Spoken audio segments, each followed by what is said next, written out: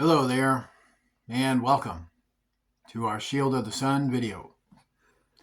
In this video, what I'd like to do is discuss something about the subject matter noted as the Prince of Coonley.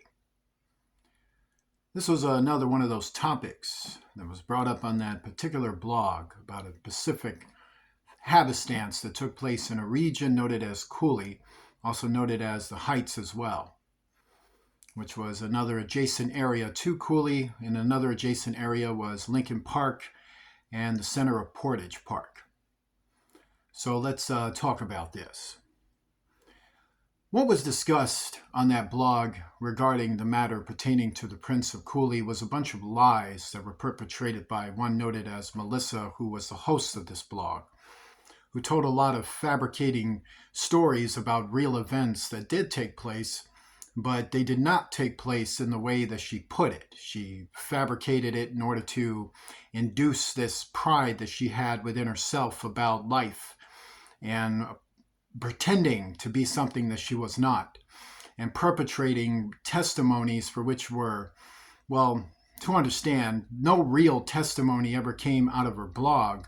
What came out of her blog were testimonies of lies and conjectures. And the main person they were talking about, who was myself, was never even invited on the show to even defend myself.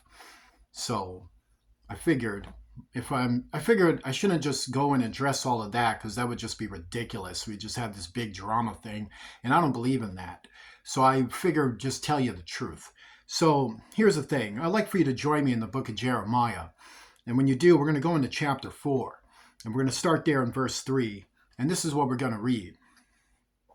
For thus saith the Lord to the men of Judah and Jerusalem, break up your fallow ground, and sow not among thorns. Circumcise yourselves to the Lord, and take away the foreskins of your heart, meaning the stubbornness of the mind which attaches to the soul. Ye men of Judah and inhabitants of Jerusalem, lest my fury come forth like fire, and burn, that none can quench it, because of the evil of your doings. Declare ye in Judah, and publish in Jerusalem, and say, blow ye the trumpet in the land, cry, gather together, and say, assemble yourselves, and let us go into the defenced cities. Set up the standard toward Zion. Return, stay not, for I will bring evil from the north, and a great destruction. The lion is come up from his thicket, and the destroyer of the Gentiles is on his way, meaning the destroyer of the Satanist, who is the Antichrist. Yes, the Antichrist followers, they love their Antichrist. You know, Missy and Jennifer and Chrissy and Tasha and all the rest of these persons on this blog were members of covens, satanic covens that were dedicated to Abaddon Apollyon, who is the destroyer who comes from the north, as told in this prophecy. And the real truth about Satan is what? Take you to hell with him. He is a robber. He is a destroyer. He is a murderer, and everything else that comes with that. Hence, the destroyer of the Satanist is on his way, and the Satanists love him. He is gone forth from his place to make thy land desolate, and thy city shall be laid waste without an inhabitant. That is a prophecy of a future that is centuries away from us, that comes and rises up through the midst of catalysms that happened before it. For this grid you with sackcloth, lament and howl, for the fierce anger of the Lord is not turned back from us. And it shall come to pass at that day, saith the Lord, that the heart of the king shall perish, that is to say, the heart of governments. And the heart of the princes and the priests shall be astonished, and the prophets shall wonder. It is a future unlike any other, a future that heralds the end, a future that heralds to the years of Armageddon. Armageddon heralds to the years that lead to the final day. Let's talk about the truth about the Prince of Coonley. So who was the Prince of Coonley? Well, we're not going to use any of the analogies that the blog presented, because the blog was lying. So I figured I would just give you the proper testimony from what all of us knew at that time. So Coonley was another region that I had my stomping grounds in. I had went to school in Roscoe Village and in Coonley region. And in the Cooley region, I graduated from Cooley Elementary. Knew all the players and all the persons there and knew the whole scene, the whole bit. So there's a lot I can tell you accurately and professionally. Before I start, if there are any children watching this video, I suggest you watch this with your parents. Parents, you got any questions? Leave them in the comments section. I'd be happy to answer them. So let's talk about it. The Prince of Cooley actually was believed to be the same CIA agent that was brought up on the blog, and brought up in a very vicious, disgusting, deceiving way, who was noted as KAS. And KAS was a young assassin of Project Oak Tree who had intermingled with the youth of Cooley Elementary, as he did with Roscoe Village, Norwood, South Side of Chicago, and many areas throughout Chicago for which he worked. And one of the regions was Cooley region and the Heights region. So why did the CIA have investigations into this area? Why not just leave it to the police and let the police handle it? Well, here is what actually took place. So Cooley region was under threat by a group noted as the Maniac Latin Disciples, and this particular set was noted as the Cooley set of MLDs. They were considered a renegade set to other MLDs for reasons that were more political, and meaning Joliet prison politics, not real white politics, to say white as authority figures, not as a race. It's just a code to say you got black law enforcement, blue law enforcement, and politicianal or political authority, which is just called white. This is all it is. White politicians, white is to say politicians that are of every type of race. They just have an authority position that's codenamed white. So to understand it, they were Satanists, the MLD set, this MLD set. And they didn't prescribe specifically to gang tribal beliefs as presented within the stupidity that came out of Joliet prison. They prescribed to Abaddon Apollyon, and their leader was a person named Roberto, who was appointed a chief of the MLD set by a person named Ace. And Ace was an MLD from the Twilight Zone who went to prison, and before he did, he started a set in Cooley, which was to be ran by two other persons who was his cousin, and those two cousins appointed Roberto to lead the group. Now, Roberto was a servant of Abaddon Apollyon. You see, when Roberto was young, he gave his soul to Satan in a Santeria rituals. He practiced Santeria and he worshiped Lady Guadalupe and all manner of things, but he took that black magic worship, and that led him to learn other conjurings, incantational rituals, and he started engaging in animal sacrifices. And his animal sacrifices, he had an apparition, according to Roberto, who told me this himself, and he told many of the members of the MLDs, including Missy, this story, that he met Abaddon Apollyon when he was 8 years old. And at 8 years old, Abaddon Apollyon told him that one day he would be the leader of a gang, and he wanted him to use that gang to give him satanic ritual sacrifices. Now, as crazy as that sounds, that's what Roberto believed. You can believe it or not, it's up to you, but that's what he believed. So Roberto, when he became an MLD, he came in as their leader.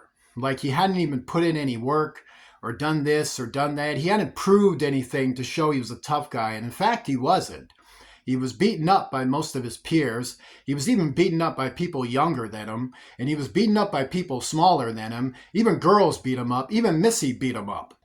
So he wasn't, considered a tough guy. So to understand, he was given leadership of it. And so these other MLDs hated that. They hated the fact this guy was a leader of their set. So they disavowed the MLD set because they thought, no way, So anyway, that was the real reason why. It wasn't because of the Satanism or anything like that, because they didn't care about that.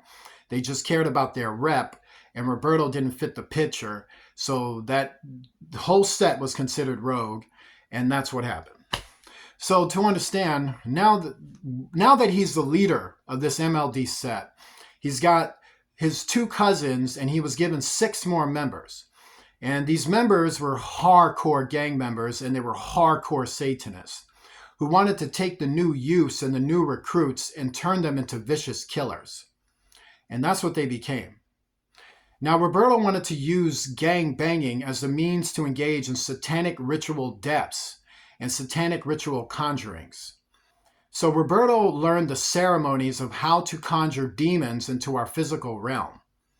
So as the problem was in Roscoe Village, where people went down in sewers and were making sacrifices to conjure demons and magnetize areas by attaching spears to those areas through the conjurings that took place, in order to do that, they had to engage in human sacrifices. So they killed babies, they killed the youth, they killed their peers, they killed boyfriends, girlfriends, schoolmates, classmates, all manner of persons. And they were targeting people in Cooley Elementary. Now, Cooley region had a large surplus of children. There was a lot of families that lived there. It consisted of other regions that were adjacent, and they all found each other eventually. So it was a lot of youth, a lot of faces, a lot of kids. And so for an MLD satanic set, they saw two things. They saw a group of persons they can recruit, and they also saw a bunch of persons they can kill. So they saw a surplus of people they can recruit and a surplus of people they can kill. And they would search the hearts of individuals, using possession abilities, seer abilities, get into the minds and hearts of individuals to determine who should join their gang and who should be targeted for murder and satanic ritual depths. So Roberto meets Missy. So Missy already was involved in Satanism. She was already into that world. And she wanted to elevate herself as in that world by engaging in sacrifices on a grand scale. And grand for her simply meant join a gang and be open about murder, open about destruction, and open about robbery. And also engage in the same satanic ritual killings that she was doing in Roscoe Village. She wanted to take that and become hardcore. She didn't want to be sweet and nice anymore. She wanted to become altered and changed and rearranged. And so she felt that she needed a new persona. And so this is the persona she chose to become an MLD. When she became an MLD, she was very, very ruthless. She was already taller than most girls. She can handle her own with even men in fights. So she was overwhelmingly more stronger than a lot of the girls. So she would brutalize these girls and beat them horribly. Soon she becomes Roberto's girlfriend. And she becomes Roberto's girlfriend just in time for Roberto to become the chief of the MLD set. So Roberto's now the chief of the guys, and Missy becomes the chief of the women. And her name that is given to her is Lady Snake. And it was because of the fact she was able to do rituals where she conjured serpents, or these are called the fiery serpents in the Bible, the demonic kind. They were able to be conjured out of places for which ritual sacrifices were done. And these serpents would leave behind certain elements that were noted as eggs, things of this nature, for which she collected. And they used those things in further satanic rituals in order to create the celestial force in order to conjure demons into their region. So Missy was somebody who was also supernaturally, by those remote happenstances, was in contact with outside alien forces who were actually the fallen angels and demons of Abaddon, Apollyon, for whom she swore to serve, and Roberto was the same deal. So these two, when they got together, they decided to use their gang to conjure Nephilim beings. And how they did this was very terrible. You see, not only do you need for them to do that, which I suggest none of you ever do this, is that they started to grab people and they would kidnap them or assault them or find a way. Like, for one way was like, we're going to go for a party. You want to go party? Yeah, I want to party. You want to party? We can all go party and I can love you and kiss on you and all that. You want to do that? Yeah, come on, homie. You want to go party, homie? So she was into that. And then she would invite them to secret localities. Most of the time they were sewers or basement parties or attic parties, but mostly sewer parties. So they knew about the tunnels and the sewer system of that region. So they would take them down into the sewers. And then when they go into the sewers, what would happen is that the party goer that's targeted for death would be jumped by all the persons in there. See, first they go down there, there'd be a radio, drugs, everybody's, and then the next thing you know, him or she is getting attacked by 16, 17 persons or the coven members themselves, and they're viciously killing them. And then unfortunately, they ritualistically kill this individual, him or her, and sacrifice them to Satan in a bloody, bloody ritual. They also did this to babies. So they'd have babies down there, and they'd conjure demons by incantation and formula while torturing and killing the baby, drinking their blood, and getting adrenochrome and other parts from the body, and then feast on the rest of the body. And everyone at the ritual was required to eat the victim, or eat what's left of the victim, and other parts for which cannot be down were just eventually burned up. And so they would do this. While this torturous activity was taking place, conjurers would then conjure, and they would drop things within the cauldron, a lot of the things that were dropped off, in order to attach a spear to come into the region. And when the spear is attached, it magnetizes to the magnetized force that was already swallowed into those grounds. And then Nephilim beings would be conjured. These Nephilim beings were usually giants called necrocolitanes. And necrocolitanes would come up from the sewers and other areas. And then when they make contact with a demonic spirit, when the demonic spirit has entered our realm, he makes contact with the main leaders of the coven who conjured him in the first place. And that would have been Roberto and Missy in this case. So he would tell them telepathically by remote means of his presence, and he requires more human sacrifices. Thus, they feel special that an alien being is talking. Ooh, we got a special link in communication to an outside alien force. So now he wants more depths. And they would provide that for him, and then they would kill more and more, get more and more people killed. Now, this was investigated by the Central Intelligence Agency and even by the Department of Defense, and even local police had to hear about this as well, because, the districts that worked there, we had 14 district, 19 district, and a couple other districts, and the Lincoln Park district, would find bodies in the sewers or find bodies in basements. Well, actually, they find them on the streets. They'd be thrown out of the homes because they had rituals in basements, kill them, and then leave what remains of them, if not leave the body out in the streets, alleys, and places for the police to find. And many times these murders baffled the police. Sometimes they'd make arrests, and sometimes they couldn't. Ultimately, they could not stop what was happening out there. That no matter how many arrests they made and how much headway they made, the deaths continued. They continued weekly. It got to the point that by every week, there were dead bodies throughout Cooley found on the school grounds, found on streets, found in Portage Park, found in Lincoln Park, found in the Heights, found in the schoolyards that were in the Heights, even schoolyards that led into Roscoe Village. They would just drop bodies everywhere. So as these dead bodies were accumulating and packing up, they realized it was this specific MLD set that was targeting the kids of that region for satanic ritual deaths. So in order for this to come to an end, there had to be, the Blue couldn't do it anymore. They can do so much, and they needed help. So they called in the Central Intelligence Agency, and they came in. And when they came in, they came in on the premise and found out through the premise of that investigation that they were conjuring outside alien forces into our realm, and that fell under a national security code. So the NSA became concerned about that, and the CIA was sent in using Project Oak Tree to deal with this situation. And Project Oak Tree assassins, like Kill All Satanists, were trained to kill Nephilim and Satanists. So they were trained to kill monsters and man. They were trained to kill demons and man, meaning man who were malefactors and authorized legally for the balances to be assassinated. So then what happens is the assassins show up. And Kill All Satanists came with a unit of assassins, a squad.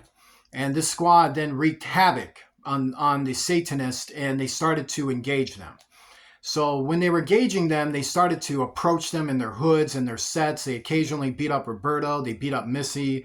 They beat up the MLDs. They would wrangle them. They would rack them up, break them up, and discourage them. And while discouraging them, they would hunt for the magnetized areas and learn the localities and learn the time and place when Nephilim conjurings would take place. So they would wait for that pinpoint area to attack the Nephilim down in the sewers. And yes, there were engagements of federal law enforcement against the Nephilim beings who were killed in the sewers and alleys in other regions of the Coonley region.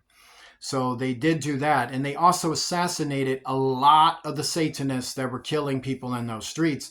And that's what Kill All Satanists was sent to do. And this is actually the real story of it. This is actually what took place. There wasn't any kind of quasi-romance, like the romance between Roberto. That was stupid. She said that Kill All Satanists had killed Roberto. From what I understand, Kill All Satanists did kill Roberto, but Roberto was not killed by Kill All Satanists specifically. It was the CIA that weighed balance that Roberto had to be assassinated because he was considered a national security risk to our country, as all the rest of them were, because they were conjuring Nephilim beings into our realm. So that's what took place. Hold on one second. Let's see if this train, yes, he's going to disturb the babies and wake everyone up. So please pray that their eardrums don't pop from this murderous man who's about to pass us by. I believe he's done. Good. So yes, Roberto was out there invoking demons into our realm and thus conjured demons that were considered aliens and a national security risk to our country, and that had to be stopped. So it was the CIA that decided through the National Security Code that Roberto had to be assassinated and ordered Kill All Satanists to go do that, who assassinated Roberto in Portage Park, right in front of Missy. Missy actually knew the real reason why Roberto was taken out, that it was righteous, that it was legal, that it was all legal, and that was that. And instead of saying that, she tells a bunch of romance stories that weren't true and tells a bunch of quasi stories that ain't true. It's like she's turning these horrible things, like she doesn't even care about the victims that died, the schoolmates that died, or the neighborhood kids that died, the police that died, the assassins that died, the family members, mom, dad, brother, sister. She didn't care about any of them that died. Even her own sister who committed suicide out there, she didn't even care about that. She was an MLD along with them, conjuring demons. In fact, she blew her head off over the love of Roberto because she couldn't have a threesome with them. This is what she's concerned with. This is the vanity that she's concerned with. So it was a vanity blog that was covering up murder, covering up destruction, covering up robbery, and never telling the truth about what really happened during those years. This activity I'm talking about took place about 92 to 1997. So from 92 to 97, this MLD set were killing people, and there was a literal domestic war that was waged on them that went unseen, hardly reported because of the subject matter of the Nephilim, the conjurings, the information. People find out they can conjure Nephilim. Next thing you know, you got a bunch of gangs doing it. It's not going to be so good, according to what I understand. So Kill All Satanists did a good job. The CIA did a good job. The police did a good job. Blue, black, and white all did a good job in terms of cleaning this region up and getting rid of the threat that was there. And this is actually the truth of it. It was actually a good story if you tell the truth. But if you hear it from a Satanist and a narcissist like Missy, you're feeling bad for her because of a Roberto. And I miss my Roberto. And then she says, I don't know what happened to him. Actually, she does. She does. It's a lie. She saw him get assassinated by a CIA agent and it was legal. Her mom was told that. Her family was told that. It's a done deal. It's all over with. But for Missy, she wants to play games with her audience. So I don't know why she was acting so stupid and saying really ridiculous things and lies for vanity reasons. It was really dumb. Join me in a prayer. Lord Jesus Christ, I pray, Lord, to rebuke all Satanism and demonic forces from our lives and to cast down all evils from our lives and destroy every wicked intent against us. In Jesus Christ's name, amen. If you'd like to donate to Shield of the Sun, please do so using Cash App, the $ Shield of the Sun, spelled in small case letters closed together. You'll be donating to a righteous ministry that would bless your life forever. God bless you, and I will see you soon.